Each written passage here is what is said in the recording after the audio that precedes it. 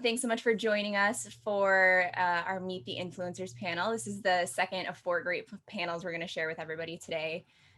We have a truly excellent group of creator panelists here with us today that are going to share all sorts of great insights about how to create valuable brand partnerships. This session was going to be about 45 minutes. We might have to cut it a little bit short now, but we have a few prepared questions. But as audience members, if you all have things that you would like to ask our panelists, please use the Q&A function here, and we'll try to get to them throughout. So yeah, let's kick things off with a little round of intros. Bobbie and I will go first, and then we'll kick it over to our panelists. So my name is Sara Korab. I'm the Director of Influencer Marketing at Sivan Social. I have been working with influencers since about 2009, back when they were just called bloggers. You know, the industry has evolved a lot over that time, and it's been really wonderful to be a part of it and to see it grow. So I'll kick it over to Bobbie.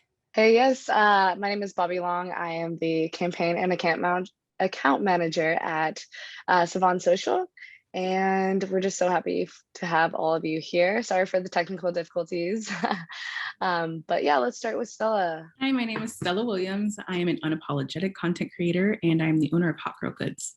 Amazing. What about you, Teela? Hi, I'm Teela, and I'm a digital content creator and now brand owner.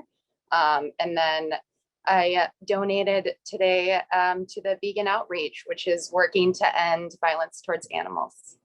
Oh, thank you so much, Teela. We really appreciate that. And congrats on the new business. Thank you. And Blake, yeah, of course. And Blake, how about you? Yeah, hey, I'm Blake. I'm a content creator, and I'm also the chief evangelist of Lamanu, which is a company helping build tools for creators. And Blake, Amazing. what was the charity you selected? No Kid Hungry. Yeah, No Kid Hungry, helping solve the childhood hunger problem in America. Great. Stella, what's your charity? I know we skipped over that with you. It's okay. So the charity I chose is called Everybody Deserves Love, and I love them because they have a mission to spread body positivity within teenagers up to young adults. Let's kick things off. So starting with our first question, very basically, how as creators do you all go about finding campaigns and brands to work with? Is it going through, you know, networks, or are there apps? Is it direct relationships and outreach? How do you all go about it? And Stella, do you want to kick it off? Sure. Reaching out with brands, I usually post to stories. That's probably the easiest way because I genuinely love the product and I would absolutely love a collaboration. So just trying products on my own and then posting about them usually creates a good relationship and indirectly creates direct relationships with the brand. And those are always the best. Also, platforms like Aspire IQ and definitely email communication from brands directly is probably my biggest source of new collabs. Cool. How about you, Teela? I love what Stella said, and I think that's really amazing because it's really keeps everything authentic. But I guess it depends on your experience as a creator. I think that the apps that connect brands and creators together can be super beneficial, but I think more so if you're beginning to do content creation, because the budget isn't always an experienced budget. So the apps can be super, super helpful. And then I usually go through email or DMs. And I find that to be helpful. Connect with the brand, tell them, hey, I love your product, or I love your service, and why you love their service or product. And then suggest working together. And how about you, Blake? Yeah, DMs and emails are definitely a way to get in. One of the more creative ideas I had that seems to work really well is actually mentioning the product, mentioning the brand in your story. That's a great way to get their attention, to show them, hey, like I'm not just a creator, but I really genuinely love your product. So that's one way to get in. And then I also have been utilizing LinkedIn. I think that's sort of a lesser talked about way to get in touch with those contacts. Right on. Yeah, there's a common thread there, you know, actually like trying a product out and then just organically tagging them. That's something that Tiffany mentioned too in our keynote address earlier. So yeah, that certainly sounds like a great way to get on a brand's radar. Moving on. So what makes a campaign compelling for you to work on and compelling for your audience? And Teela, how about you? You want to go first? I think it comes down to just staying true to who you are, being authentic. You know, you're going to be more passionate to talk about a product or a service or an experience if it's something that you can relate with. So first of all, ask yourself, you know, is this relatable to me in my lifestyle, in my life? Is this something my audience can connect with? And try out the product, whether it's a product or a service or an experience. Try it out first and give your honest feedback. Because like Tiffany was saying earlier, like when you love something, you want to tell everyone about it. You want to tell your friends, you want to tell your next door neighbor, you want to tell everyone, you want to share about it, and you're passionate about it. So definitely try the product, and giving feedback about it, and then asking your audience, being like, hey, did you try this? What do you think about it? Getting honest feedback, and that helps the brand as well in the end by, you know, getting honest feedback from both you and your audience. That's so great, Teela. That's very, very authentic. I think that we really appreciate that online these days. I think what Teela was saying about asking your audience is super important, because it's a community. The more of a community you build, the more like they'll purchase products and things like that, and just building a good rapport with your followers, because it turns into a mini community. For me, what makes a campaign extremely compelling is, one, obviously loving the product. We all probably know our audience really well and what they do want and what they don't. So I think from that perspective, it makes it easy to choose campaigns. But also when brands come with an appropriate budget, I feel like someone who's like myself, who's just maybe a bigger girl and more a minority, I've had to fight for years. Like 2-3 years ago, the budget really wasn't as understood as it is today. Like there's bottom lines. And now I feel like it's really understood, and it feels great to be paid fairly and also to enjoy the product. And then you just want to keep working with the company because it creates a really good relationship that there's no complaints. You don't feel the stress about working, and I think it's wonderful. Yeah, I think one of the things that makes a campaign compelling for me is when the brand offers some freedom in the creative. As a really creative person, I really appreciate and value having freedom with what I'm going to be making. You know, some brands will hit me up and they'll say, hey, you know, we're looking for this very specifically, you know, do this in the video and make it this long. And I have the most fun when I'm just creating and being my most creative self. So freedom in the creative is something I always look for. And I'll tend to gravitate towards those campaigns that offer me that freedom and sort of shoot down some of those other ones that might be a little too specific.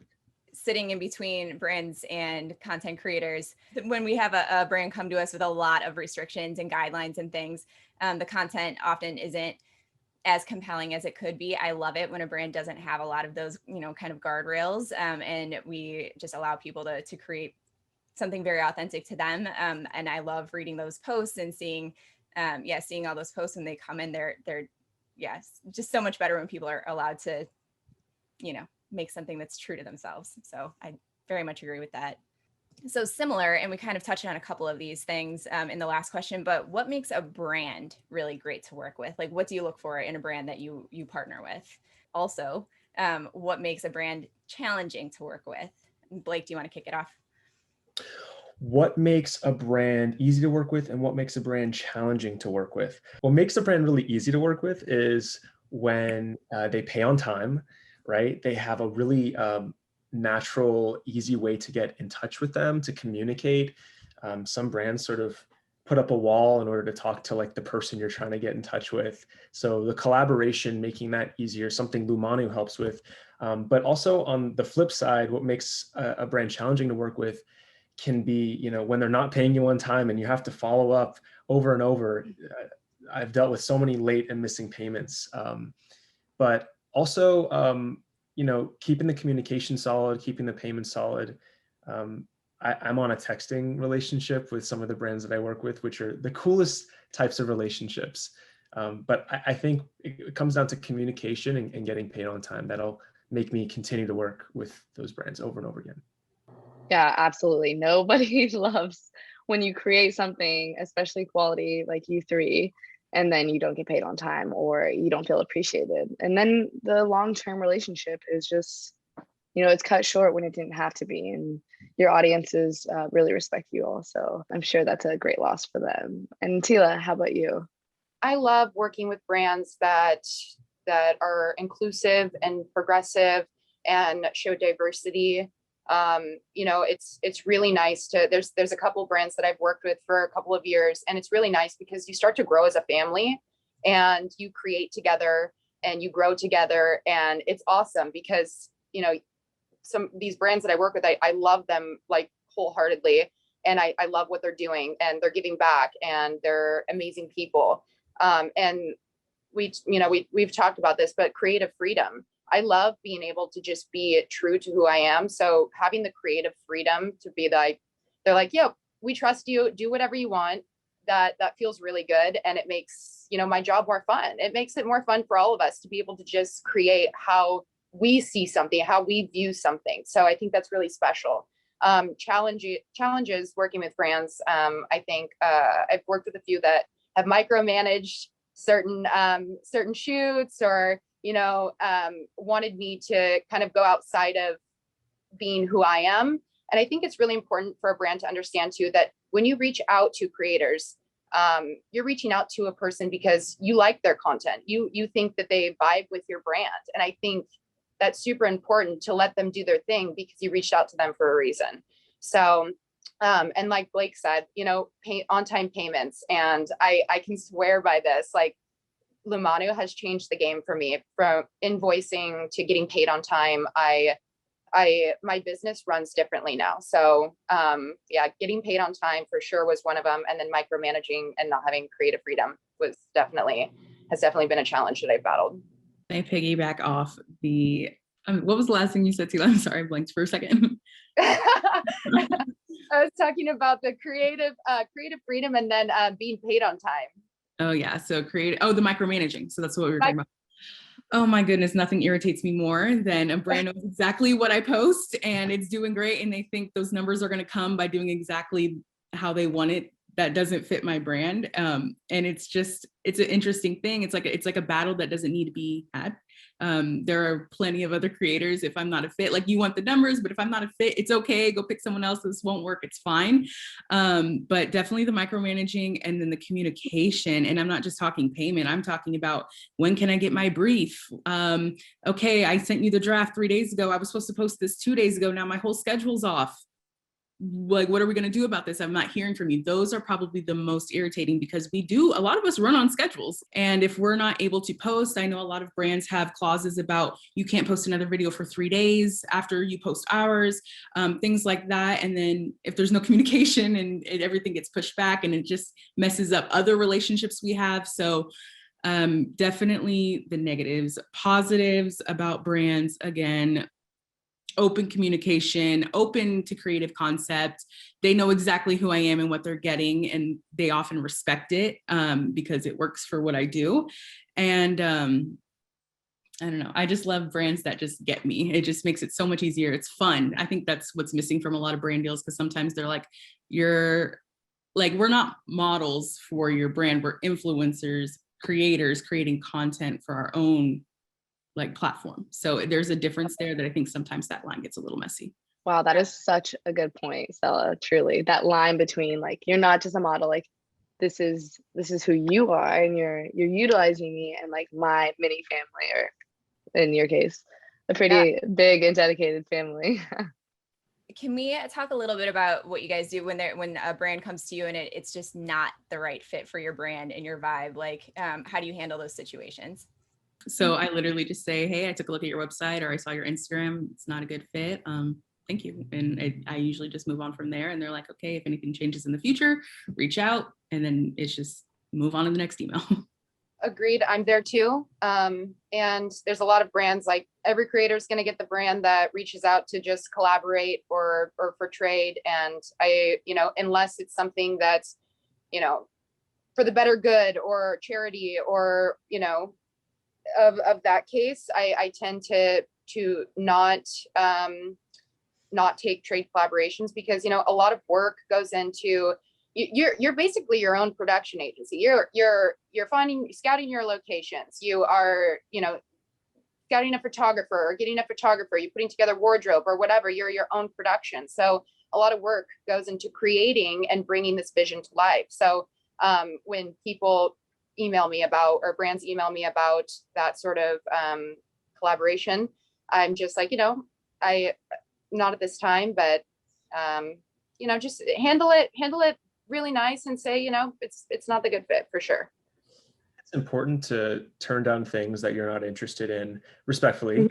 But there's also sort of the flip side to it, which is keeping the doors open. I mean, whoever's on the other side of that email, whether it's kind of a crappy offer or not, it's important to be respectful and, keep in mind that the possibility of that same person working for an even bigger brand, for bigger collaborations, for higher paying gigs is very real. So I always like to keep the relationship going. I'll even check in on some people who, might have been hitting me up when their brand was first kicking off.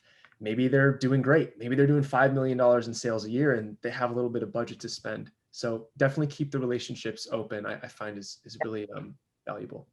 Yeah, from my perspective, again, sitting between brands and influencers, when somebody lets me know that something just isn't quite, the right fit for their brand, and they're maybe like a little worried that that's going to like negatively impact their, they're saying about getting a campaign again in the future, it couldn't be farther from the truth. If it's not a fit for you and your audience, like it's not going to be good for you, for your audience, for the brand, for anybody involved. So I actually really appreciate it when people are candid and let me know that, rather than just taking a campaign because of the payment or whatever the case is. That's so true. A real life example of that is Celsius. Like I was a huge fan of the Celsius energy drink, and they were only willing to give me product for many months, and I would follow up with them. And eventually I landed like a year-long deal. It was my biggest deal at the time. And so that was just a perfect example of a product I really loved. I got in contact with them because I tagged them for free. That was my in through the door. Then they started sending me the product, and then I would follow up. And that's sort of the journey that it took me to get to that point of, winning over a year-long win. Let's roll to the next question here. So, and I'm going to have you start us off, Stella. We're going to hear about it a little bit more in the brand panel, which is coming up next in the agenda. But a lot of brands previously looked at influencer marketing as a way to get a lot of awareness.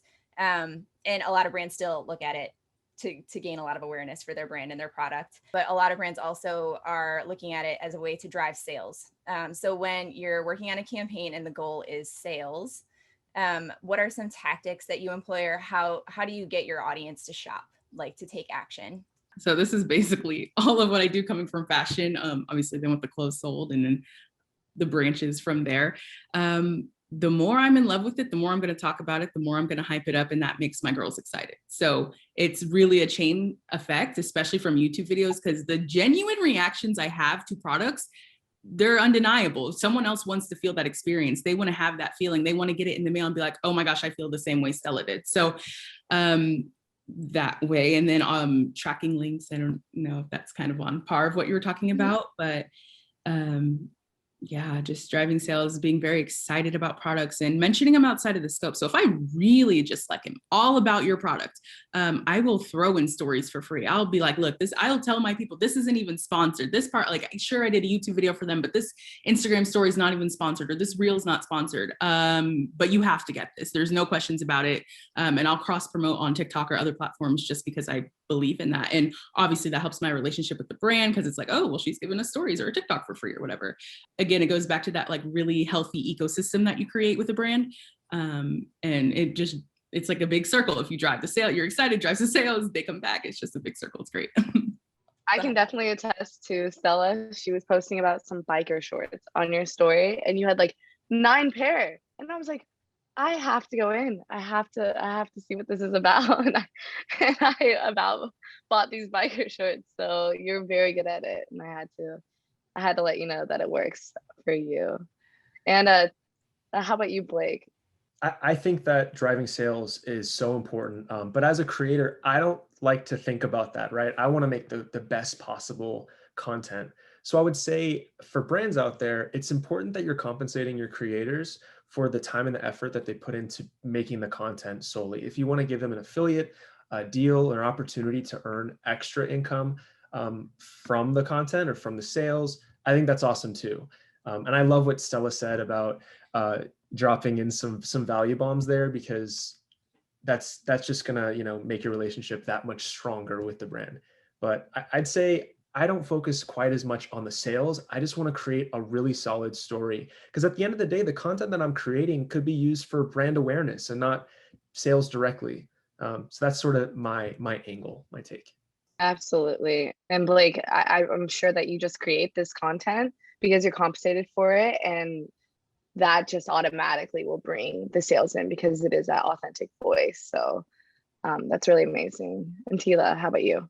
I mean, I agree with both Blake and Stella. I think genuine excitement, which rolls back to being authentic and genuine about a product or, you know, a service, is what gets people excited. You know, like I have this lipstick that I have, and I always wear it, and I tell everyone this is the best lipstick that I've ever worn. It doesn't move. I can eat tacos. It's not going to come off. Genuinely, it's like I'll brag about it, you know. So it like genuine excitement about a product. I also, it may sound kind of cheesy, but I love a good discount code. Like that's gonna reel me in. If I see a product that I like and there's like a discount code, I'm gonna use it because I like my deals, you know. And I've had a lot of people message me lately about, there were some bags that I was shooting, and they were like, yo, thank you so much for the code. Like it really came in handy. Like I'm really stoked about it. So yeah, I think that's a good way to generate sales. But I love what Blake said too, just about, you know, the joy and the authenticity about just creating and spreading brand awareness. I think that's super real and special. And I think that's going to drive sales naturally for sure. They piggyback off the codes. So important. Like if my girls are like, oh, there's no code, they'll literally just like move on. And so they're very, very, very important. We love our deals. Stella, I was going to ask, when we talked earlier, you mentioned a campaign that you worked on where there was like a limited quantity of something, or there was a time limit around something. Can you talk a little bit about that for the brands and the audience, and about how effective that was? Sure. So I'm assuming you're talking about the clothes closet. That was over the weekend. I worked with a small influencers who started a curated thrift store of influencers' clothes, and it was supposed to launch Monday, and pre-sale, I guess, was Sunday. And I was so excited. I was like, guys, tomorrow we're dropping all these clothes on the site. Like, it's so exciting. Like tomorrow I'll give you a discount code and whatever. And then it ended up just like selling out on pre-sale day. We didn't even get to promote it until after it was all gone. And I guess I didn't think about that. I probably should have done that Monday, because she's like, oh yeah, we'll promote on Monday. But that was just such an awesome experience between a smaller brand and myself, just to have that experience together of just, I'm so excited. This is exactly what my followers have been asking for since at least September, and what we're in June. So it was something that was highly anticipated, and it was awesome. So we're going to change gears a little bit here. And this was a question that just came up organically, like when we were talking last week. So a lot of times I'm hearing that influencer and creator are being used interchangeably. Like, this is an influencer marketing summit. We're calling everybody creators, sometimes influencers. How do you guys feel about those terms? Yeah, how do you feel about them? Teela, you want to go first? Sure. I used to use the word influencer. I tend to go more towards like creator or digital content creator now. And, you know, because that's what we are. You know, we're doing this for, I don't know, the last 7 years. It's just shown me, and I know so many other creators out there, that, you know, there's a lot of time and effort. Like I said, you are your own production, you are your own business that goes into creating these visions and bringing them to life. You know, whether you're creating like literature or photographs or change or awareness, like you are creating something. And I think that's, I guess I prefer to use creator, but I think that people are definitely influenced by the people, you know, that they follow and that they support on social media. So I think, you know, it's always good to be a positive role model for sure. But yeah, people are definitely influenced. I'm influenced all the time. I love that. And Stella, I know that when we talked last week, you had a bit of a different perspective on the word content creator and influencer. Can you share with us about that? Sure. So just based on like how I run things, I'm not a very curated content creator. I don't like have a feed aesthetic. That's just not my route, I guess. Partly because I'm not that creative to do that. So I struggle with the term content creator. the creation part is what gets me. And there's an undeniable amount of influence that I do have on my audience. And that's why I feel very comfortable with the term influencer. Publicly, even on my profile, you'll see unapologetic content creator, just because that's probably more a socially accepted term at this point. But I don't create content that would be like cinematic or to this like super, super high quality level of like obviously I use high quality cameras and, you know, everything looks aesthetically pleasing, but to the sense of like it being like a movie and just very creative in a sense of something I just don't have. I kind of own that. And I just think my authenticity and the influence I have kind of trumps something I just wasn't with. So I just kind of work with what I got and it's working out. Sarah, you mentioned, you know, you started doing this 7 years or 10 years ago, back when they used to call it bloggers. And I think we're starting to see this shift from, you know, blogger was like 1.0, and then influencer is like 2.0, where we realized that the bloggers writing content actually had a lot of influence on the people around them. And now I think that we're shifting into this 3.0 of creator, where the economy is realizing that creators are real businesses. They deserve to be treated like businesses, but we are our own distribution, our own broadcasting station. And there's a lot of power in that. And so for me, the word creator is really empowering. I'm really excited to see the shift to 3.0.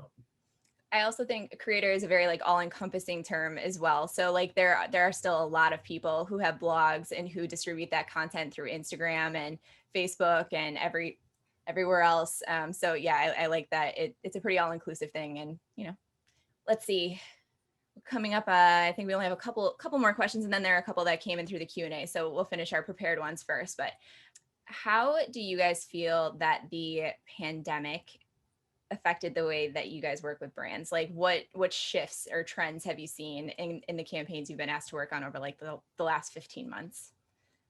Blake, do you want to kick it off? Sure. Wow. The past year. I think that I've seen a lot of legacy brands sort of pause or drop off for a bit, but for the most part, it's picked up a lot for me. I mean, I had the opportunity to grow my TikTok. I didn't have a TikTok a year ago. And I did like 100 million views, which was crazy. And that alone had opened up so many opportunities for me, including the Celsius one that I mentioned earlier.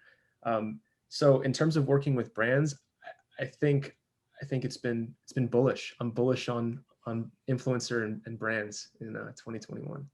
Congratulations, Blake. Those are some pretty impressive numbers. You too. You've been crushing it on TikTok, Bobbie. Yeah. For anybody that doesn't know, I'm an influencer and I follow all of them as well. And I do have to agree with the whole TikTok thing. Like I was just posting at noon every day, and then suddenly the views are just crazy and the opportunities definitely roll in. Like it's sometimes unbelievable how quick things can change. And that's why you have to stay optimistic and just, I'm learning a lot from you guys though. You guys are better influencers than me. Teela, how? Oh, I was just going to ask Bobbie really quickly. How have you seen, like, I know that you're doing a lot on TikTok. How has that affected like your Instagram stories? Like, have you been able to transfer that content, or how is that working for you? Oh, like as opposed to TikTok, I just think that like TikTok has grown so much, and I've just been able to funnel it to Instagram. Like I wasn't really, I would say, like big on Instagram, and then the pandemic hit, and then like I grew my TikTok so much that it just funneled over, and then like the opportunities just run in, if that answers your question. So yeah, I don't know, the pandemic definitely was hard, but also a good thing in my perspective, as opposed to like my business pursuits on the side of marketing. So Teela, did the pandemic help you, or did you find that a little bit hard? Because I know you do a lot of things kind of in person, and you work with a lot of photographers. You create very like high quality like production style. So hats off to you. First, and I think that brands were trying to navigate, okay, no one was expecting the pandemic. What do we do now? You know, so I did see like a lot of like e-com brands and brands that I've worked with, you know, switch over to doing influencers and digital creators. And I've actually seen them, but those brands do better now. Like a lot of magazines even went digital. You know, we're living in a kind of like a digital world now. So it was a little bit slower at first. I think while all of us were trying to figure out like, okay, what do we do now? But I'm very grateful that I have, a photographer that I consistently work with who understands me and knows my vibe. And, we didn't have to see anyone. We just kind of did our work and got out there and got things done. So it did pick up because brands were starting to be like, okay, cool. This is what we're doing now. More brands, I think brands more than ever now are starting to use social media a lot more, and they're seeing how beneficial it is for their business. So I think it's been really awesome. TikTok, like I watch TikToks all the time. I'm not really a TikToker. I honestly, I need to be, like Tiffany was saying earlier, Reels has become such an amazing thing now. And I really love watching Reels because I'm seeing more of someone's personality. People are showing more of their personality aside from just like posting photos, which I do. So I'd like to get onto making more Reels because I feel like nobody sees my goofy side. You know what I mean? I feel like it's such a great opportunity for your audience to get to know you better. So I think 2021 is going to be great. And I think that 2020 was really navigating like what's going to work for brands and creators. And I think it's only going to get better. I love what you just said, Teela, because I feel like now is the best time to double down on social. And we're seeing more and more brands pop up and really go in on this. I mean, my amazing partner, Ariel, she quadrupled her social media management business. I think we're seeing more and more brands really harness the power of social, especially in 2021. Yeah, it's awesome. It's really cool. And I love seeing it. And keep making the real. Start making them, you guys. I'm going to start making them because I love seeing people's personalities. I just love it. It makes me so happy. And I love the photo dumps. The photo dumps are awesome. Like I just did one of those. Genuinely in my everyday life. So I think absolutely. Like well, it's out there now, Teela. We're going to be counting on you. We're gonna be watching for your Reels. Yeah, I feel inspired as well by all of you and just all these different ways to work online. It's really mind opening. And Stella, I know that you work a lot in fashion. How was that in the pandemic? I know you mentioned before that, we thought that maybe people weren't going to be buying, but that actually was the contrary. Like, you probably saw a lot of people online shopping. And how did that work for you and your partnerships with brands? Sure. So we all know quarter one is really, really slow after the holidays, and usually not a lot happens after quarter1. And this kind of happened in March. So immediately, I didn't even have time to process COVID before contracts came rolling in. I feel like a lot of the companies I work with took advantage of everyone being home, bored, thinking it was 2 weeks of a vacation, who want to spend money. And definitely think pretty much everyone the beginning of COVID was the first time I ever got my first like extended contract, like a 6 month, 1 year, because I think the brands I work with saw the value in like, oh, stuff's about to change and things we couldn't even process yet because we're like just trying not to get sick. So it was a whirlwind for sure, and honestly has not stopped since, which I guess for me is a blessing. And it's unfortunate how it had to happen, but it's been crazy ever since. They said we're in lockdown, contracts are like, okay, people are home, get them to buy stuff. Let's go. It's just nonstop ever since. Right on. So we have about 4 minutes left. There's one more prepared question. We're just going to do this rapid fire, if that's cool. And I think it's important for all the other creators in the audience to hear this from you guys. So what is one tool that you could not run your business without, that you would recommend other influencers to check out? Whether it's like design or video editing or something to help you stay organized or scheduling. Teela, you want to go? Yeah. Okay, Lamanu, absolutely, for invoicing and getting paid on time. Lightroom for editing, and Planoly. That has like changed my life because it helps you schedule and looks at your layout and everything. So it's perfect. Solid. All right, Stella, kick us off. One, I didn't even realize I was using Lamanu for 2 of my contracts, and then until yesterday. So I was like, oh, okay. I didn't even realize I was doing it. Okay, rapid fire.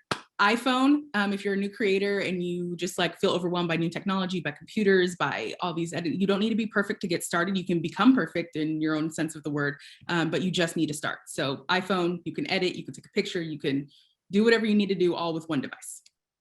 Love it. Amazing. Blake. Great answer. I've been loving Video Leap to edit my videos on the fly. I love it. I edit in Final Cut Pro on my computer, so you could call me a pro editor. And Video Leap is so simple, but it still gives me like the flexibility of the tools that I want. And obviously Lamanu to get paid instantly before the brand even pays. So if you're a content creator, check out Lamanu. It's a game changer. I mean, we all like getting paid on time, so I'm glad that you guys have found, different tools for editing, the basic. You just need an iPhone. And it's really encouraging to the audience knowing that, you can be a content creator and you don't need all the bells and whistles. Like, you can just do it and you can get started. And that's really, really inspiring. And we really appreciate you guys. Equipment. You can just do it on your own. And it's amazing. Exactly. Perfect. Love it. We have 1 minute. We'll take one quick question from the Q&A. And we didn't talk about this last week, but what are you guys' thoughts on Clubhouse? Are you using it? How are you using it? Blake, you are nodding. So do you have thoughts? Sure. Clubhouse is awesome. I've met so many amazing creators on Clubhouse, even met some in person, built some awesome relationships. If you're not on Clubhouse, just get on it and give it a shot. Spend a day, spend an hour. But I've met some really cool people from it. And I think having a different sort of mechanism to talk to people by literally talking to people, which is something that the other social platforms don't allow, is really unique. So if you're not on Clubhouse, give it a shot. I mean, I've got my favorite window tinting guy in Santa Clarita on Clubhouse. So I think there's no reason why any business should not be on Clubhouse. I love it. I have just been like lurking on Clubhouse for several months. I haven't like participated really too much in anything. Maybe we should do a little follow-up and I can have you guys, we'll do a little Clubhouse room and keep the conversation going. I think that'd be pretty fun. I joined it too, but I don't have much experience with it. So I'm down to do a follow-up with that for sure. I need to check it out. Me too. I've been lazy. I did see that Sara joined it though. I was like, I did. But what do you think, Clubhouse? Stella? For me, I'm just like part of Black Twitter that kind of transitioned to Clubhouse. We were all about it.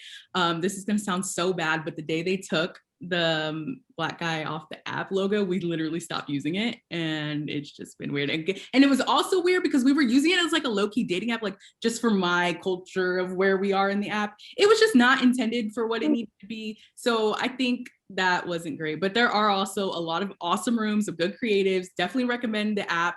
But the day the logo was changed, I can tell you we were all just kind of like, we were in there daily, and then that happened and we were all like, and then we just kind of left. Wow, that's an interesting perspective. But I'm glad that you all like have some sort of, experience with it, and we'll have to see how it goes. I'm interested now. I think a follow-up is called for. Cool. So that brings us to the end of our time together. I want to thank you guys so much for sharing all of your wonderful insights with our audience. It's been a pleasure to talk with you all, and yeah, have a great rest of your day.